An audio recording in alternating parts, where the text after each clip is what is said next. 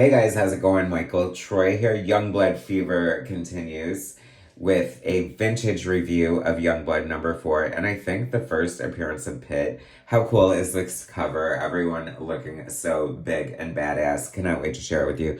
Subscribe to my channel if you haven't already. Hit that like button and let's get right into it. So I've had this in my pile that I picked up recently, or maybe not so recently, from the dollar bin.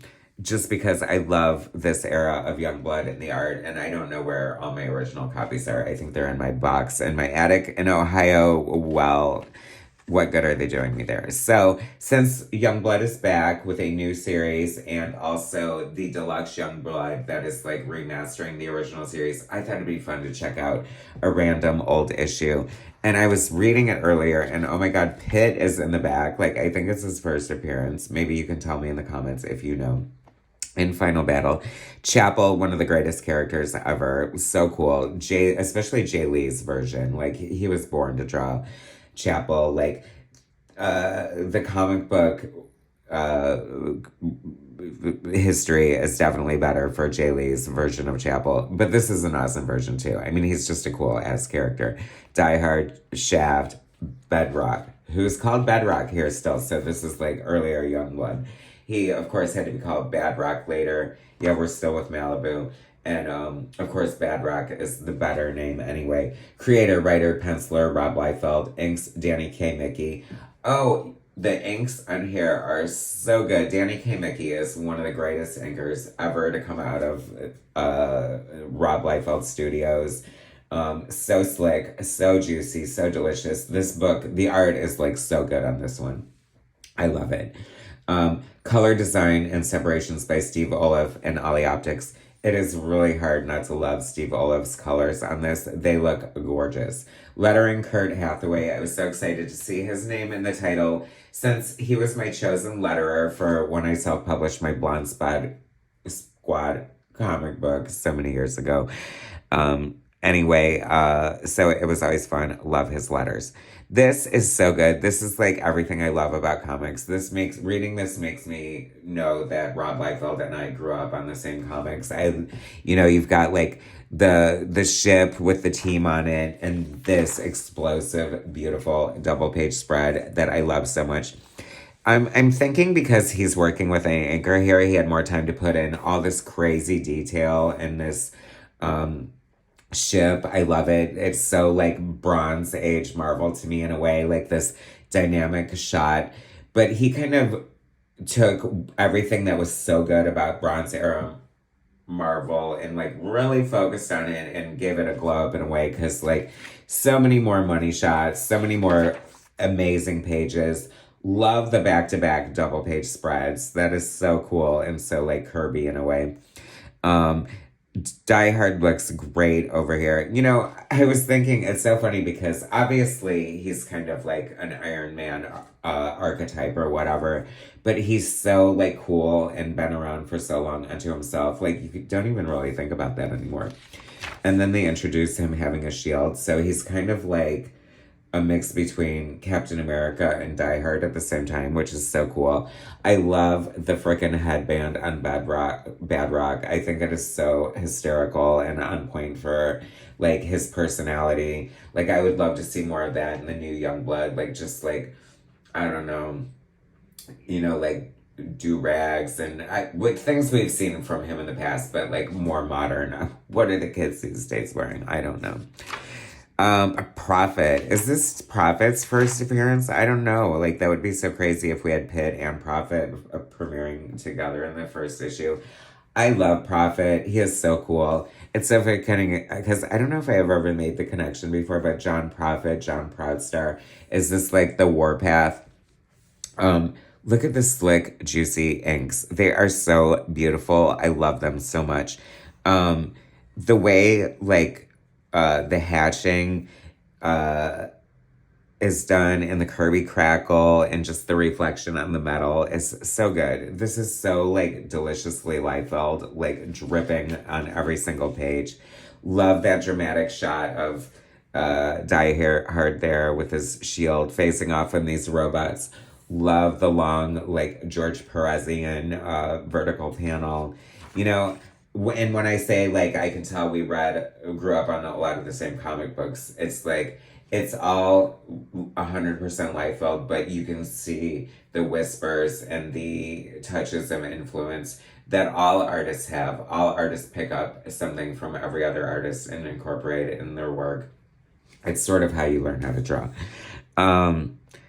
It's just so much fun. The energy, and like I said, these Steve Olive cover colors are just gorgeous. I've really been enjoying the new light color aesthetic on the Youngblood. It feels more modern and apropos, but like I said, these are just like timeless, classic, gorgeous. I mean, look at the early issues of Spawn that Steve Olive covered, and I mean, they're just fun, right? This is such a great shot of Shaft. I love it. I love like the geometry in the background. Like it's almost random, but it makes sense and it fits in with the Liefeld aesthetic. This looks so good. This like has Kirby vibes to me. The power, the metal shine, the great like bird's eye view and sort of angle is just like really fun. One other thing I noticed, and I feel like this is definitely like, you know, artists have evolution, but it's amazing to me how he can make characters look so big and imposing, yet kind of lithe and agile at the same time. Like, it's believable that they can pull off, you know, the fight choreography and the kicks and everything like that. And I think I mentioned it before, but it definitely has the fun feel of like an Expendables movie. Like, it's such a summer blockbuster. I'm very excited about the new series, Wolverine and Deadpool series coming out from, is it Wolverine and Deadpool? I think it is Wolverine and Deadpool from Kari Andrews. And he was like channeling the 90s style that Liefeld and all his cronies brought forth. Citing that like it was such a fun style because it's so big and so like over the top that it's almost not meant for film. And I thought, God, how cool would it be to have a Youngblood movie and really just lean hard into the aesthetic, like make it big, make everyone huge, make a million patches, you know, just like really, really, really sell it. And sadly, I don't know if we'll ever have a Youngblood movie, but I sure wish we would. That would be so much fun.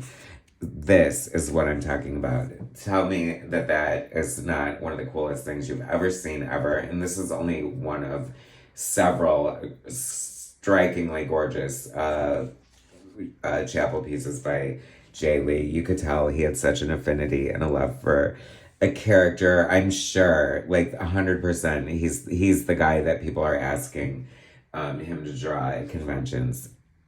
I would like to think anyway.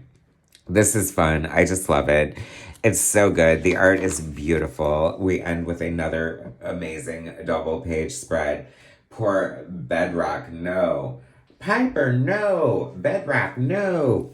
Badrock, no. To be concluded in Brigade number 4. Kind of hate that.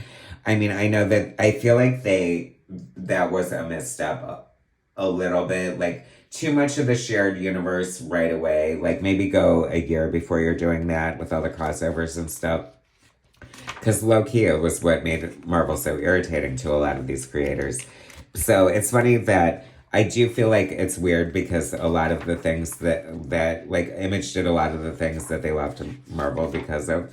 So, you know, it's interesting. Oh my God, and here we go with that PITT that I promised. Even Chapel, like, cosplay, how cool. Like, I think that was the hired model, but for sure, looks so good. Like, how good would he look on screen? The Dale Keown art is gorgeous. I love Dale Keown's art. I don't feel like we got nearly enough of it in his career. I was such a huge fan of his art on the Hulk. It was a no-brainer for me to go to PITT. I think I got some of his Darkness. I was actually like an inking assistant at Top Cow, and I was in their office the day they received like the Darkness cover that was so like good. They decided not to ink it. I feel like that was like a turning point for art and comic books. But look how good this is. Like, talk about gorgeous inks and Joe Chiodo coloring. Beautiful colors. PITT is just fun. Like, he's clearly just the Hulk, but like the heavy metal Hulk. You know, he's got chains, leather pants, this sort of like faux mohawk. He's like an alien with like no nose and this great just aesthetic. It's so cool. I love it. And talk about Kirby Crackle. That's an insane, gorgeous Kirby Crackle. We need a PITT artist edition. Oh my gosh, Scott Dunbier, are you watching, listening? We need that. Has there ever been one? I don't know. Oh, I meant to mention, this is also making me super excited for the Youngblood Vault edition, which is basically the artist edition. And we need to see this art even bigger and without color and gorgeous and see all the luscious technique that went into it. It's more iconography. Feel the Blood, Bloodstrike.